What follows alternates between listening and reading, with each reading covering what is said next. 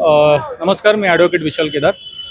दिनांक 10 तारखेला जी घटना घडली होती, संबंधित अधिकाऱ्यांनी वकिलांसोबत जी गैरवर्तणूक केली होती, त्या अनुषंगाने आज रोजी आम्ही जिल्हा न्यायाधीश ACP ऑफिस आणि DCP ऑफिस इथे आम्ही आज अर्ज दाखल केलेला आहे. त्या तक्रारीमध्ये आम्ही संबंधित अधिकारी आणि तसेच आपले जजेस यांच्यावरती कारवाई करण्यात यावी, चौकशी करण्यात यावी आणि त्याचप्रमाणे आज तिसरा रिमांड होता. आरोपींना आज हजर करणार होते, परंतु आत्तापर्यंत बराच वेळ झालेला अजूनपर्यंत आणलेली नाही आहे. सध्या कोर्टामध्ये वकिलांमध्ये ही चर्चा चालू आहे. शक्यतो त्यांना उशिरा आणण्याची शक्यता होऊ शकते, नाहीतर VC वरती देखील होऊ शकते, अशी चर्चा कोर्टामध्ये वकिलांमध्ये चालू आहे.